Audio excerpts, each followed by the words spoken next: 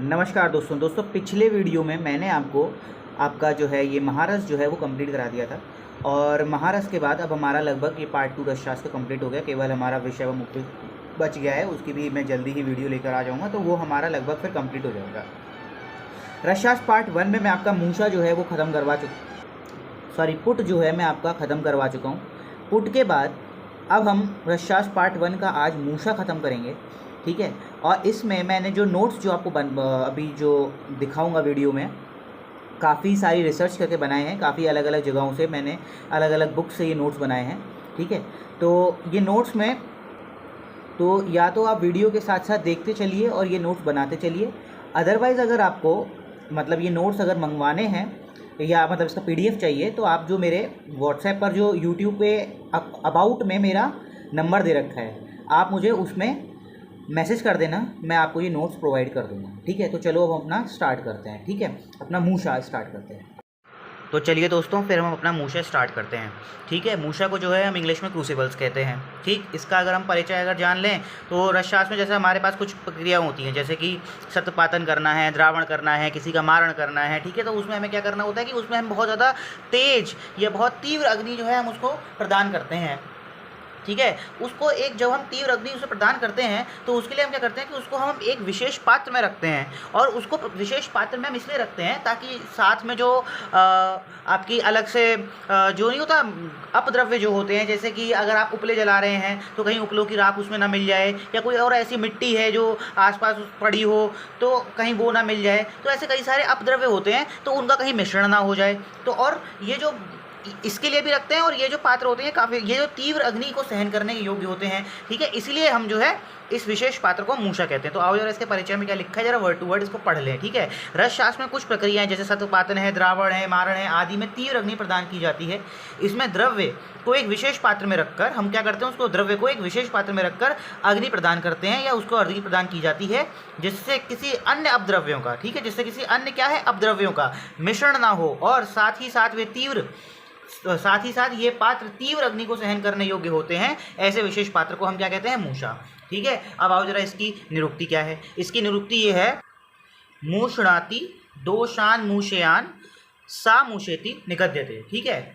रस द्रव्यों से दोषों को हटाए उसे हम क्या कहते हैं, मूसा कहते हैं, ठीक है। अब आओ जरा मूसा के पर्याय अगर हम देख लें तो मूसा के पर्याय क्या होंगे। मूसा ही क्रौंचिका प्रोक्ता कुमुदी करहाटिका पाचनी वृन्नी मित्रा च रसवादी भी रियर्ते, ठीक है। तो मूसा के विभिन्न पर्याय कौन सा है, क्रौंचिका इसको क्यों हमने इसका जो है इसका नाम क्रौंचिका रखा गया है पर्याय में, कि क्रौंच नामक पहाड़ की मिट्टी से बनाए जाने के कारण। कुमुदी क्यों रखा हुआ है, रात्रि में खिलने वाले कमल पुष्प के आकार की तरह, इसीलिए इसको जो है हम कुमुदी कहते हैं। करहाटिका क्यों रखा गया है, करहाटिका रखने का कारण ये है, करहट देश की मिट्टी से बनाए जाने के कारण इसे हम करहाटिका भी कहते हैं। पाचनी क्यों रखा गया है, द्रव्यों के पाक कर्म में प्रयुक्त होने के कारण हम इसे क्या कहते हैं, पाचनी कहते हैं। वहिनी मित्रा इसलिए कहते हैं, अग्नि सहत्व होने के कारण हम इसे क्या कहते हैं, वहिनी मित्रा, ठीक है। तो ये आपका हो गया मूसा के पर्याय, ठीक। अब आओ जरा मूसा के अगर हम उपादान द्रव्य की बात कर लें कि कॉन्स्टिट्यूएंट मटेरियल इसके क्या क्या होते हैं, तो उपादान भवेत् तस्या मृतिका लोहमेव च, ठीक है। मृतिका मतलब सॉइल और लोह मतलब आयरन। मूसा के मुख्य उपादान द्रव्य माने या फिर बताए गए हैं, ठीक है।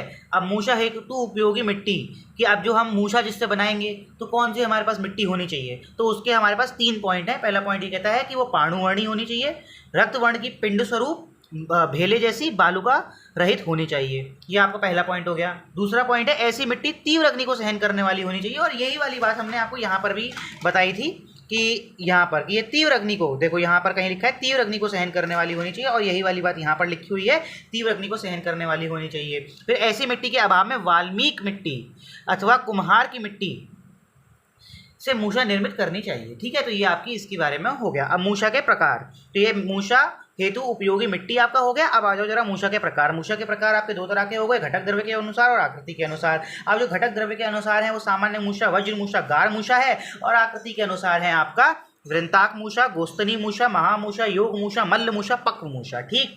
अब इसमें पहले तो हम इसको याद करने की ट्रिक बता देते हैं कि इसको कैसे याद किया जाएगा। तो इसको जो घटक द्रव्य के अनुसार वाला है इसको याद करने की ट्रिक है सामान्य वज्र गिर गया। तो कैसे याद रखोगे, सामान्य वज्र गिर गया, तो सामान्य से सामान्य मूसा, वज्र से वज्र मूसा, गार से मतलब गिर गया से गार मूषा, ठीक है। तो ये आपका याद हो गया। अब ये इसकी आपको घटक द्रव्य के अनुसार याद हो गई। और आकृति के अनुसार अगर हम बात करें तो आकृति के अनुसार हमने यहाँ पर 6 लिख रखी हैं। तो 6 को याद करने की क्या है, गोविंद वार्ष्णेय। अब ये उल्टा हो गया है, जी नीचे आ गया है, वी ऊपर हो गया है, लेकिन आप इसको गोविंद वार्ष्णेय से पढ़ना। गोविंद वार्ष्णेय माई एमपी, मेरे यहाँ का एमपी कौन है, गोविंद वार्ष्णेय। गोविंद वार्ष्णेय मेरा ही नाम है और मेरे चैनल का भी नाम है, ठीक। तो ये हो गया गोविंद वार्ष्णेय माई एमपी।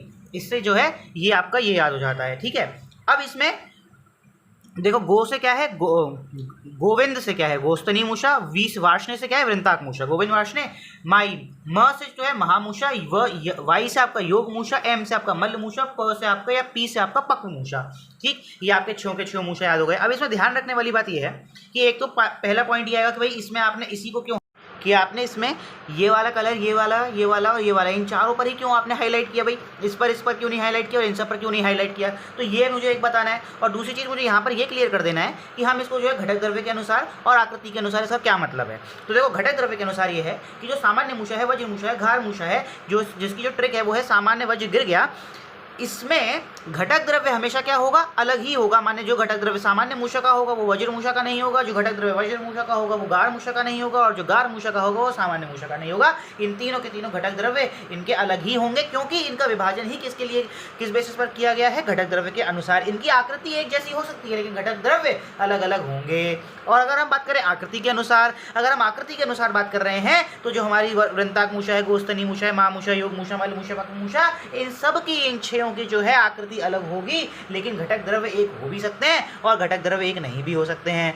बात आई समझ में हमारे। इसीलिए मैंने इनका हाइलाइटर का जो कलर है वो इन चारों पर किया है, क्योंकि देखो इस पर जो मैंने किया है सामान्य मूषा, इस पर मैंने हाईलाइट किया है और बाकी इन तीनों पर मैंने हाईलाइट किया है, क्योंकि ये सामान्य मूषा का जो घटक द्रव्य होगा वही इसका भी है, वही इसका भी है, वही इसका भी है, लेकिन वह इसका नहीं हो सकता, वह इसका नहीं हो सकता, क्योंकि ये तीनों के तीनों घटक द्रव्य के अनुसार हैं। लेकिन ये आकृति के अनुसार हैं। तो मैंने आपको क्या बताया था कि आकृति के अनुसार है, इसका मतलब कि डिफरेंस किसमें आएगा, अंतर किसके अंदर आएगा, अंतर आएगा आकृति के अनुसार।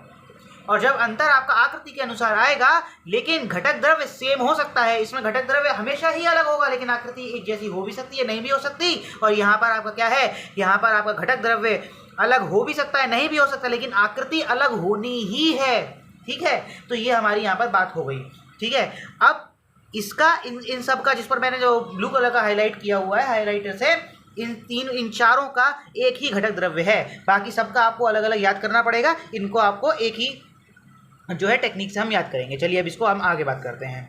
अब अगर हम आगे बात करें तो अब हमारा आ जाता है सामान्य मूषा, ठीक। अगर हम सामान्य मूषा की अगर हम बात करें तो मैंने जैसे बताया था कि जैसे जब एग्जाम में आए तो आपको लिखना है, तो जैसे पहले हेडिंग डाल के लिखना है। तो पहले जैसे अगर आप लिखो नाम, ग्रंथ प्रमाण के नाम, ग्रंथ प्रमाण और घटक द्रव्य, फिर ऐसे ही लिखना है। जैसे मान लो सामान्य मूषा लिखने को आ जाए, हेडिंग मतलब कि आपके क्वेश्चन में आ जाए सामान्य मूषा लिखो, तो उसको इस तरीके से, जैसे पूरे पेज में दे रखा है उसको इसी तरीके से लिखना, तो आपको अच्छे से अच्छे नंबर मिलेंगे। तो आप लिखो पहले नाम, हेडिंग याद रखना, ठीक। उसके बाद फिर आप जो है ये देखना ग्रंथ प्रमाण और उसका घटक द्रव्य, ठीक है। तो अब सामान्य मूषा का नाम जो है वो सामान्य मूषा, ये तो आपको बताइए क्योंकि वही लिखना है। फिर ग्रंथ प्रमाण, देखो ग्रंथ प्रमाण है रस समुच्चय 10, पूरे के पूरे इस मूषा में हर जगह जो ग्रंथ प्रमाण है वो रसक समुच्चय 10 है। देखो रसक समुच्चय 10, उसके बाद ये वाला इसका भी रसक समुच्चय 10, फिर उसके बाद बाकी आगे जितने भी हैं सबका जो है वो रसक समुच्चय 10 है। अपना याद कर लेना कि ग्रंथ प्रमाण में मूषा में सबका रसक समुच्चय 10 है, ठीक। अब उसका अब इसके बाद जो ग्रंथ प्रमाण हो गया, अब इसके घटक द्रव्य पे आओ। घटक द्रव्य पे अगर आप आओगे तो उसको याद करने में सबसे पहले तो आप ये देख लो कि उपरोक्त वर्णित मिट्टी, जो उपरोक्त वर्णित मतलब कि हमने जो यहाँ पे वर्णित की थी कौन कौन सी, मूषा हेतु उपयोगी मिट्टी, तो यहाँ पर आप ये भी लिख सकते हो कि मूषा हेतु उपयोगी मिट्टी या उपरोक्त वर्णित मिट्टी। तो अगर आप यहाँ पे, मेरे हिसाब से ज़्यादा अच्छा है कि आप यहाँ पे मूषा हेतु उपयोगी मिट्टी लिखें तो ज़्यादा अच्छा है। तो इसे काट के यहाँ पर मूषा हेतु उपयोगी मिट्टी लिख देना, ठीक है। उसके बाद दग्ध तुष है, शण या सन या ऊन है, ठीक है। बिना पानी के भुजे लकड़े के कोयले का चूर्ण है और लोहे घोड़े की लीद है, ठीक है। तो ये उपरोक्त वर्णित मिट्टी जो है या मूषा हेतु उपयोगी मिट्टी जो है वो 4 भाग लेनी है, ये 1 भाग लेना है, बाकी सब कुछ आपको 1 ही भाग लेना है, ठीक। अब इसको याद करने की टेक्निक क्या होगी, इसको याद रखने की टेक्निक है कि मद में क्षणिक पानी मिला के घोड़े को दो, ठीक। क्या है, मद में क्षणिक पानी मिला के घोड़े को दो। अभी क्षणिक को मैंने क्षणिक लिख दिया है, ठीक है, ताकि हमें अपना क्षण याद हो जाए। तो माँ से तुम्हारा क्या हो जाएगा, मिट्टी, और मिट्टी कौन सी, ये है आपकी मूषा हेतु उपयोगी मिट्टी। फिर द से क्या है, दग्धतुष। ठीक, अब क्षणिक को मैंने क्षणिक लिख दिया है, तो क्षणिक से क्या है, क्षण, तो क्षण सन या ऊन। ठीक है, फिर पानी, अब पानी अगर, अब पानी से कैसे याद रखोगे कि बिना पानी के बुझे लकड़ी के कोयले का चूर्ण। ठीक है, ये आपको याद हो जाएगा पानी से। और उसके बाद घोड़े को दो, तो घोड़े से क्या याद रहेगा, घोड़े की लीद। ठीक है, पहले वाला 4 भाग, बाकी सारा 1 भाग। तो ठीक है, ये आपको याद हो गया। अब सोचो कि आपको एक का याद हुआ है ना, ये एक का याद हुआ है सामान्य मूषा। और मैंने आपको यहाँ पर क्या बताया था, मैंने आपको यहाँ पर ये बताया था कि अगर आपको एक याद हो गया तो आपको बाकी के चारों के, तीनों के याद हो जाएंगे। इसका मतलब जब हम वृंताक मूषा, गोस्तनी मूषा और महामूषा पर आएंगे तो वहाँ पर आपको ये जो है पहले से ही याद होंगे इसके ऊपर घटक द्रव्य। ठीक, उसके बाद आओ जरा निर्माण प्रक्रिया के ऊपर। अब इसकी हम निर्माण प्रक्रिया कैसे करेंगे, तो हम क्या करेंगे, उपरोक्त मात्रा में वर्णित द्रव्यों को उसे लोह दंड से खूब कूट कर जब ये आपस में अच्छी प्रकार से मिश्रित हो जाए तब मूषा का निर्माण कर अग्नि पर पका देना चाहिए। ऐसी विधि से तैयार या निर्मित पात्र को सामान्य मूषा कहा जाता है। ठीक, ये आपका इसका वो हो गया कि कुछ नहीं करना है, इन सबको लेके लोह दंड से मतलब खूब कूट पीस लो, और उसके बाद जब ये आपस में अच्छी तरह से मिश्रित हो जाए तो मूषा का निर्माण कर देते हैं, उसका अग्नि पर उसे पका देते हैं। ऐसी विधि से निर्मित पात्र को ऐसे निर्मित पात्र को हम सामान्य मूषा कहते हैं। ठीक, यही है आपका, तो इसका डायग्राम देख लो। उसके बाद इसके उपयोग पर आ जाओ। अब इसका उपयोग है कि भस्म परीक्षा के सामान्य मूषा का मतलब भस्म परीक्षा में, इसका किसमें, भस्म परीक्षा में रस द्रव्यों जैसे विमल, शिलाजीत, माक्षिक आदि रस द्रव्यों के सत्पादन करने के लिए। अब ये उपयोग जो है सबके उपयोग में आपको याद करा दूंगा, बस अभी जो है मैं इसको पढ़ के छोड़ दे रहा हूँ। अभी आगे जैसे ही हम बढ़ेंगे तो आपको विद उपयोग में सबके सब चीज़ें याद कराते चला जाऊँगा। ठीक, अब आ जाओ जरा वज्रमूषा में, तो उसकी भी लिए वही हेडिंग वही वज्र नाम, वज्रमूषा ग्रंथ प्रमाण, आपको रसक समुच्चय 10 मैंने बता ही दिया। घटक द्रव्य इसको याद करने की टेक्निक है कि हमने उसमें क्या दिया था, इसमें हमने पानी दिया था, इसमें हम 2 चीज़ें देंगे, एक हम लोह देंगे और उपले देंगे। ठीक है, तो मद में क्षणिक लोह और उपले मिलाकर घोड़े को दो। क्या मद में क्या मिलाकर देना है, लोह और उपले। ठीक है, मिलाकर घोड़े को हमें देना है। तो म से तुम्हारा मिट्टी, द से तुम्हारा दग्धतुष, ठीक, या तुष हो गया, क्षणिक से तुम्हारा क्षण हो गया, लोह से तुम्हारा लोह मिट्टी हो गया, उपले से हो गया तुम्हारा उपले की राख, और घोड़े से तुम्हारा घोड़े की लीद हो गया। अब इसको याद कैसे करोगे कि स्टार्टिंग 3 से करनी है, 3 फिर 2 2 फिर 1 1 और फिर आधा, ऐसे ही ये याद हो गया कि 3 फिर 2 फिर 1। तो पहले 3 में 1 ही है, फिर 2 के 2 है, 1 के 1 है और आधे का 1 है, माने इन दोनों का एक ही एक पार्ट है, बाकी ये दोनों रिपीट हो रहा है, मतलब ये 2 एक बार रिपीट हो रहा है, फिर ये भी एक बार रिपीट हो रहा है।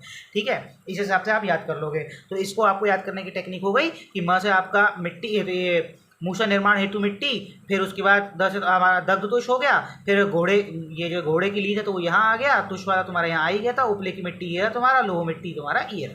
ठीक, ये तुम्हारा हो गया। अब आ जाओ जरा इसकी निर्माण प्रक्रिया पर। अब इसकी निर्माण प्रक्रिया कैसे करोगे, निर्माण प्रक्रिया में ये है, उपरोक्त सभी द्रव्यों को अच्छी प्रकार से कूट पीस कर मिश्रण तैयार कर ले और इस मिश्रण से निर्मित मूषा को वज्रमूषा कहा जाता है। काम खत्म। ये जो है तुम्हारा इसका डायग्राम हो गया। और इसके उपयोग की बात करते हैं, तो इसका उपयोग ये है भैया कि कठिन द्रव्यों के सत्पादन के लिए, जैसे कि अभ्रक हो गया, वज्र हो गया, हीरक हो गया आदि के लिए तुम्हारा इसका प्रयोग किया जाता है। ठीक, ये आपका वज्रमूषा हो गया। वज्रमूषा के बाद अगर हम अपने गारमूषा पर आ जाते हैं, तो गारमूषा में मैंने पहली बात तो देखो, गारमूषा आपके सिलेबस में कहीं दे नहीं रखा है, ये याद रखना। अगर आपको नहीं भी याद हो पा रहा है कोई दिक्कत नहीं है, पर ये 1-2 बार कहीं पूछा गया था तो मैंने इसको अपने नोट्स के अंदर इंक्लूड कर दिया, कहीं बैक पेपर से मुझे ये मिल गया था। ठीक, तो अब इसके बाद इसका नाम आ जाओ, तो नाम वही सब हेडिंग्स वही है। नाम क्या है, गारमूषा ग्रंथ प्रमाण रस समुच्चय 10। अब इसे घटक द्रव्य याद कैसे करोगे भाई, देखो उसमें 411 था, इसमें 6111 है। ठीक, उसके बाद इसकी ट्रिक क्या रखोगे, तामस को क्या करना है, आपका पालना है। ठीक है, तो तामस पाल, तो ता से आपका तालाब की कीचड़, म से आपका क्या है, मिट्टी, तो काली मिट्टी हो गया। ठीक है, यहाँ पर आपकी काली मिट्टी हो गया। स से आपका क्या है, क्षण या सन। फिर उसके बाद पा से आपका क्या है, बिना पानी के बुझे लकड़ी के कोयले का चूर्ण। और ल से आपका क्या है, लौह मिट्टी, 6 एक करके ये हो गया आपका। तो इसका भी याद करने की आपकी टेक्निक बन गई। अब आओ जरा इसकी निर्माण प्रक्रिया की बात कर लें। तो निर्माण प्रक्रिया में इसमें वही करना है कि उपरोक्त सभी द्रव्यों को गोदुग्ध के साथ मिलाकर अच्छी प्रकार से मर्दन कर, इसमें ये याद रखना कि गोदुग्ध के साथ, ठीक है, गोदुग्ध के साथ मिलाकर अच्छी प्रकार से मर्दन कर मिश्रण तैयार कर लेते हैं। इस मिश्रण से तैयार मूषा गारमूषा कहलाई जाती है। ठीक है, अब इसके बाद इसका उपयोग आ जाओ। उपयोग है इसका भाई कठिन द्रव्यों के सत्पादन के लिए। इसका क्या था भैया, इसका तुम्हारा कठिन द्रव्यों के सत्पादन के लिए। इसका क्या है, तुम्हारा कठिन द्रव्यों के सत्पादन के लिए। ठीक, इन दोनों का सेम हो गया। और इस ये तुम्हारा भस्म परीक्षा, ठीक है। तो पहले वाला तुम्हारा सामान्य मूषा भस्म परीक्षा, उसके बाद ये दोनों जो है तुम्हारे कठिन द्रव्यों के सत्पातन के लिए, ठीक है। कठिन द्रव्यों के, अब देखो इसमें कठिन द्रव्यों के सत्पातन के लिए और यहाँ पर तुम्हारा आ गया कठिन द्रव्यों के सत्पातन के लिए, ठीक। अब ये जो एक ट्रिक यहाँ लिखी हुई है ये तुम्हारे उपयोग की ट्रिक है। किसकी उपयोग की ट्रिक है? आगे 6 जो हैं उन 6 की, ठीक है। अब जो हमारे इसमें ऐसे करके हमने क्या कर लिया, अपने ये 3, ये वाले जो 3 थे ये कर लिए। अब आगे के बचे ये 6 सॉरी आकृति के अनुसार, ठीक है। तो अब जो ये ट्रिक बनाई हुई है ये आपके 6 के उपयोग के अनुसार है। तो इसको अभी ऐसे पढ़ लो कि मृदु द्रव्यों का द्रावण करके अभ्रक ने पारद को पीट कर पोटली बनाई, ठीक है। मृदु द्रव्यों का द्रावण करके अभ्रक ने पारद को पीट कर पोटली बना दी। अभी इसको ऐसे ही पढ़ लियो 2-3 बार, मैं आगे इसको डिकोड कर दूंगा। अब आओ जरा आकृति के अनुसार, ये है आपका आकृति के अनुसार। आकृति के अनुसार वही मूषा का पहले आप भैया नाम याद कर, वही हेडिंग्स वही हैं। नाम क्या है? अगर मान लो ग्रंथाक मूषा लिखने को आ जाए तो ग्रंथाक मूषा, फिर ग्रंथ प्रमाण वही मैंने बताया, रसक समुच्चय, घटक द्रव्य। आप सोचो घटक द्रव्य मैंने क्या बताया था? घटक द्रव्य मैंने वो बताया था कि जिसमें मैंने हाईलाइट किया था, कि ये इन सब का क्या होंगे? घटक द्रव्य एक ही होंगे। इसका मतलब जो सामान्य मूषा का था वही यहाँ पर होगा। तो इसका मतलब यहाँ पर भी ट्रिक क्या लगेगी? ये वाली कि मद में क्षणिक पानी मिला के घोड़े को दो, बस यही वाली ट्रिक देखो यहाँ पर लगी हुई है। क्या है? आपका वृंताक मूषा। तो ये आपकी ट्रिक हो गई, 4111 ये हो गया, ठीक। इसको अब छुप जाने दो, ठीक है। अब इसमें आकृति, ये सॉरी निर्माण प्रक्रिया, निर्माण कैसे करोगे? तो अब वृंताक का पहले तो मतलब ही समझ लो। वृंताक जो होता है उसे हम क्या कहते हैं? बैगन, ठीक है। तो मतलब जो बैगन के साथ दृश्य हो, ठीक है। तो उपरोक्त सभी द्रव्यों को अच्छी प्रकार से कूट पीस कर मिश्रण तैयार कर ले। इस मिश्रण से बैगन के आकार की मूषा तैयार करें, ठीक है। किसके? बैगन के आकार की मूषा तैयार कर लें, जिसमें 12 उंगल लंबी नली हो। देखो ये नाल जो है ये आपकी 12 उंगल लंबी हो, और इस नाल का ऊर्ध्व भाग धतुर पुष्प के सादृश्य हो। देखो ये जो इसका ऊर्ध्व भाग है ये धतुर पुष्प के सादृश्य हो, तथा इसकी परिधि जो है वो 8 उंगल की हो। जो इसकी परिधि है, ये जो इसका सरकमफेरेंस है वो 8 उंगल की हो। यह नली दोनों ओर से खुली हो। देखो ऊपर से भी खुली हुई है और नीचे से भी खुली हुई है। ये आपकी वृंताक मूषा हो गई। अब इसका जो उपयोग है वो है खरपर या रसक आदि मृदु द्रव्यों के सत्पातन हेतु। अब मैंने कहा बताया था कि इसके उपयोग की ट्रिक। तो अब इसमें देखो मृदु द्रव्यों के, पहली मैंने यहाँ पे लिखा हुआ है पहला, तो मृदु द्रव्यों का द्रावण करके अभ्रक ने पारद को पीट कर पोटली बनाई। तो पहले वाले का क्या है? मृदु द्रव्यों के सत्पातन हेतु, ठीक। उसके बाद आ जाओ गोस्तनी मूषा। अब देखो इसका तो नाम से ही क्लियर है, गोस्तनी मतलब गो के स्तन के जैसी, ठीक। नाम क्या है? गोस्तनी मूषा। ग्रंथ प्रमाण रस समुच्चय 10 ये बता ही चुका हूँ। घटक द्रव्य मैंने आपको पहले ही बता दिया कि इन तीनों का एक साथ है ना। तो ये वही वाली ट्रिक है 411 और ये वाला, ठीक। अब इसको इतना मैं नहीं बताऊंगा, ठीक है, बहुत कई बार मैं बता चुका हूँ। अब वही निर्माण प्रक्रिया, उपरोक्त सभी द्रव्यों को अच्छी प्रकार से कूट पीस कर मिश्रण तैयार कर लें। इस मिश्रण से गाय के स्तन के आकार की, देखो मैंने कहा ना गो स्तनी, तो गाय के स्तन के आकार की मूषा तैयार कर लें, जिस पर शिखा मतलब चोटी युक्त ढक्कन लगा हो। तो ठीक है, ये रहा आपका भैया शिखा युक्त पिधान, ये आपका गोस्तनी मूषा हो गया। उपयोग इस पर आ जाओ। उपयोग है सत्व द्रावण। अब देखो टेक्निक क्या थी? मृदु द्रव्यों का द्रावण। तो अब यहाँ पर मृदु द्रव्यों का सत्पातन और यहाँ पर क्या है? द्रावण। किसका? सत्व द्रावण। तो सत्व यहाँ पे लगा दो और मृदु द्रव्यों का सत्पातन और सत्व द्रावण दूसरे के लिए, ठीक है। तो गोस्तनी मूषा का क्या करना है आपको? सत्व द्रावण, ठीक है। फिर उसके बाद अगली, अब देखना अभ्रक ने पारद को पीट कर पोटली बनाई। अब आगे देखना क्या होगा, अभी मैं चला तो उपयोग बताता हूँ, बाकी पहले ये सब बता देता हूँ जो और भी चीज़ें हैं। जैसे महामूषा है, अब जैसे आओ महामूषा है तो महामूषा नाम तुम्हारे को पता ही है, महामूषा। ग्रंथ प्रमाण तुमको पता ही है, रसक समुच्चय 10, उपादान द्रव्य तुमको पता ही है, मैंने बताया था कि उसके बाद इन तीनों के एक ही जैसे वृंताक मूषा, गोस्तनी मूषा, महामूषा के एक ही होंगे, ठीक है। और यही सामान्य मूषा के भी होंगे, लेकिन सामान्य मूषा का घटक द्रव्य के अनुसार है और इसका हमें आकृति के अनुसार है, इसलिए आकृति के अनुसार इन तीनों का सेम ही है। फिर उसका निर्माण प्रक्रिया। निर्माण प्रक्रिया कैसे करोगे? उपरोक्त सभी द्रव्यों को अच्छी प्रकार से कूट पीस कर मिश्रण तैयार कर लें। इस मिश्रण से ऐसे आकार की मूषा तैयार करें जिसका तल जो है वो कूर्पर संधि जो है एल्बो जॉइंट जो आपका होता है उसके जैसे हो, के समान हो, और ऊपर का जो भाग है वो विस्तृत बड़े बैगन जैसा हो, उसे क्या कहते हैं? महामूषा कहते हैं। और इसका आप देखो क्या है उपयोग जो है वो अभ्रक सत्व निष्कासन हेतु। और अभ्रक मैंने कहा था कि अभ्रक ने किसको मारा था? अभ्रक ने पारद को पीट कर पोटली बनाई। तो इसका अभ्रक का ये हो गया कि अभ्रक का क्या है? सत्व निष्कासन हेतु, ठीक। उसके बाद तुम्हारा आ जाओ महामूषा के बाद अब आपका अगला जो है वो है योग मूषा। ठीक, योग मूषा, अब इसको आओ नाम से पहले हेडिंग वाइज चलते हैं। तो नाम इसका योग मूषा, ग्रंथ प्रमाण रसक समुच्चय 10, घटक द्रव्य आपका विवाद तुमसे, तो वी से तुम्हारा विड़ द्रव्य, वा से तुम्हारा वाल्मीकि मिट्टी, द से तुम्हारा दग्ध कंगार है ना, दग्ध अंगार, और तुमसे मतलब तुष, तो ये 4 है, सबका समान भाग ले लो। तो विवाद तुमसे से ये तुमको घटक द्रव्य याद हो गए। उसके बाद तुम्हारा आ जाओ निर्माण प्रक्रिया पर। तो निर्माण प्रक्रिया क्या है, उपरोक्त सभी द्रव्यों को अच्छी प्रकार से कूट पीस कर मिश्रण तैयार कर लें। इस मिश्रण से मूषा का निर्माण करते हैं और पुनः इस मूषा के अंदर बाहर विड़ द्रव्य का लेप करते हैं। यह योग मूषा है। ठीक है, अब आ जाओ जरा हम इसका उपयोग बता दें। अब मैंने क्या बोला, इसका उपयोग पर फिर इधर आ जाओ। ये वाली जो ट्रिक थी कि अभ्रक ने पारद को, तो पारद के लिए अब इसमें कहीं ना कहीं पारद होगा, तो इस मूषा से सिद्ध किया हुआ पारद विशेष गुणकारी होता है। तो यहाँ पारद आ गया, तो उपयोग भी आपको याद हो रहा है साइड बाय साइड। ठीक है, उसके बाद आ जाओ मल्ल मूषा और पक्व मूषा। ठीक है, अब आओ इसका नाम क्या है आपका, मल्ल मूषा, हेडिंग वाइज चल रहे हैं। ठीक, नाम क्या है, मल्ल मूषा, ग्रंथ प्रमाण क्या है, रसक समुच्चय, घटक द्रव्य क्या है, बहुत सिंपल, इसके तो कुछ ज़्यादा याद ही नहीं करने हैं, है ना। मूषा निर्माण उपयोगी मिट्टी से बने हुए 2 समान आकार के शराब। ठीक है, तो ये आपका इसका घटक द्रव्य हो गया। ठीक है, निर्माण प्रक्रिया, मूषा निर्माण उपयोगी मिट्टी से 2 समान आकार के शराब बनाना है, फिर इन्हें आमने सामने से बराबर जोड़कर संपुट कर देना है, इसे मल्ल मूषा कहते हैं। ठीक है, तो ये इसका निर्माण प्रक्रिया हो गई। उपयोग जो है तुम्हारा परपटी आदि रसों के स्वेदन हेतु। और देखो हमारी जो ट्रिक थी, अब यहाँ पर हमने पीट कर, तो पीट से हमने क्या बनाया है, यहाँ पर पीट जो हो गया कि उससे हमें परपटी, हमें याद रखना है कि यहाँ पर हमने परपटी। अब फिर तुम्हारा पक्व मूषा है। अब आओ जरा है उसके नाम वाइज चलते हैं, मतलब ये हेडिंग वाइज। तो तुम्हारा नाम क्या है, पक्व मूषा, ग्रंथ प्रमाण क्या है, रसक समुच्चय 10, तुम्हारा घटक द्रव्य क्या है, कुम्हार की मिट्टी, बस इतना सही है इसका। तो ठीक है, निर्माण प्रक्रिया, कुम्हार द्वारा निर्मित छोटे भांड के स्वरूप की मजबूत एवं पकाई हुई मूषा पक्व मूषा कहलाती है। ये तुम्हारा पक्व मूषा का डायग्राम हो गया। और उपयोग क्या है तुम्हारा, पोटली। ठीक है, तो हमारी ट्रिक में क्या है, पोटली बनाई। तो अगर तुमको ये याद हो गया, तो सबके उपयोग तुमको यूं ही याद हो जाएंगे कि मृदु द्रव्यों को द्रावण करके क्या किया, मृदु द्रव्यों का द्रावण करके अभ्रक ने पारद को पीट कर उसकी पोटली बनाई। ठीक, ये तुमने याद कर लिया, तो सबके तुमको उपयोग याद हो जाएंगे। अब देखो इसका उपयोग है पोटली आदि रसों के पाक हेतु, ये तुम्हारा हो गया। ठीक, तो अब यहाँ पर आपका ये सारा कंप्लीट हो जाता है जो मूषा वाला वो टॉपिक है। इसमें मैंने आपको यही बताया कि ये जो है आपकी इसकी आकृति सेम हो भी सकती है, नहीं भी हो सकती, लेकिन अभी हमने इसमें आकृति तो लगभग सबकी सेम है, लेकिन घटक द्रव्य सबके अलग होंगे। इसमें आपका आकृति अलग होगी, लेकिन घटक द्रव्य सेम हो भी सकते हैं और नहीं भी हो सकते, जैसे इन तीनों के सेम है, बाकी सबके अलग हैं। तो जो वृंताक मूषा है, इसकी आकृति बताओ क्या है, इसकी आकृति आपकी मतलब बैगन की जैसी है। गोस्तनी मूषा की गो के स्तन की जैसी। महामूषा मैंने आपको बताया था ऊपर संधि और ऊपर वाला भाग जो है वो बैगन की जैसा होगा। योग मूषा की मैंने जो आपको आकृति बताई थी वो कुमुद आकार की थी।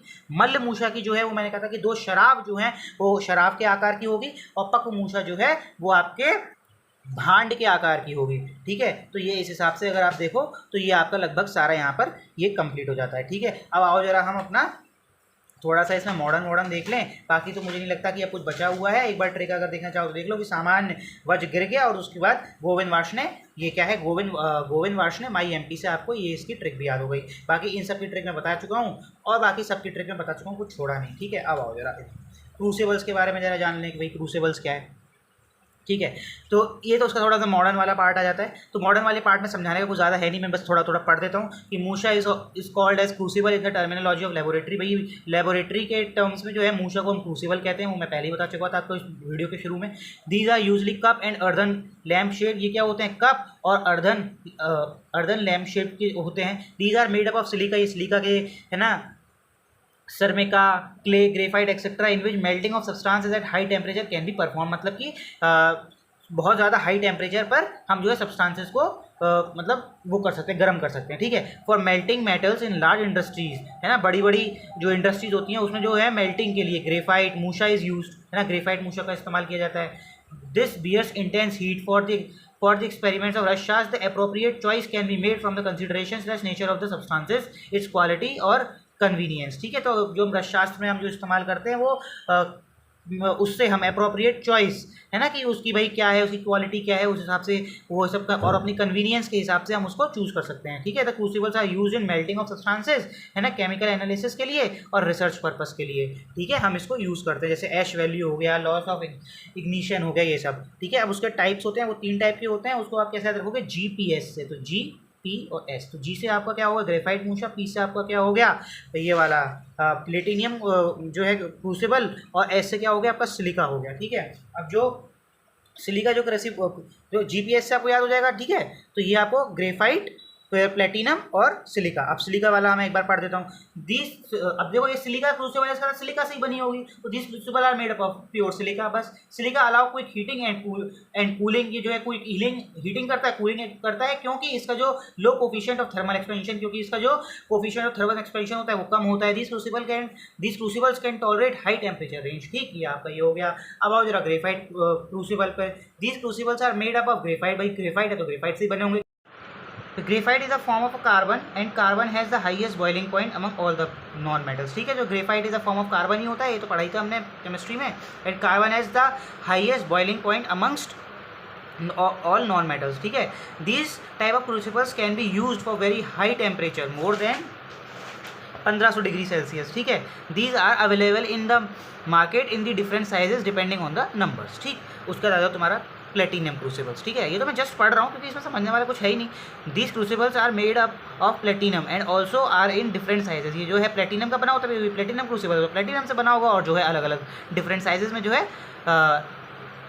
बनाया जाता है। These are use in the analytical process especially in XRF। ठीक है, ये एनालिटिकल प्रोसेस होता है स्पेशली XRF, उसमें जो है इसका इस्तेमाल किया जाता है। And in loss of ignition etcetera. These crucibles can resist high temperature range up to 1200 degree Celsius. Platinum crucible resist oxidation in air and exert high corrosion resistance against acid and melted salts. तो ठीक है, ये आपका यहाँ पर इसका modern भी complete हो गया और आयुर्वेद वाला हमने यहाँ पर आपका पूरा कंप्लीट करा दिया। तो ये आपका जो है यहाँ पर मूशा, जैसे कि हम क्रूसिबल्स भी कहते हैं, ये यहाँ पर आपका फुल एकदम जो है आपका ये यहाँ पर कंप्लीट हो जाता है। तो चलिए, धन्यवाद। तो दोस्तों यहाँ पर जो है हमारा पूरा का पूरा मूशा कंप्लीट हो गया। बीच में इसमें कई सारी ट्रिक्स हैं, तो ये जो ट्रिक्स हैं उसको आप एक जगह लिख लीजिए कि इस चैप्टर में कौन कौन सी ट्रिक्स आई हैं, और उसके बाद जब भी आप चलते फिरते इन ट्रिक्स को याद करते चलिएगा। ठीक है, और मैं आपसे ये कहना चाहता हूँ कि इन सब ट्रिक्स में और ये सब चीज़ों में काफ़ी सारा टाइम लग जाता है, तो आप हमारे चैनल को सब्सक्राइब कर दीजिए और लाइक कर दीजिए और इस पर कमेंट भी कर दीजिए। ठीक है, और अपने लोगों को, अपने दोस्तों को शेयर भी कर दीजिए। ठीक है, और अगर आपको मेरे नोट्स चाहिए तो YouTube के अबाउट में आप जा सकते हैं, वहाँ पर आपको मेरा नंबर मिल जाएगा और वहाँ पर आप मुझे बोल देना कि मुझे इस वाले चैप्टर के नोट्स चाहिए, तो मैं आपको वो प्रोवाइड कर दूँगा।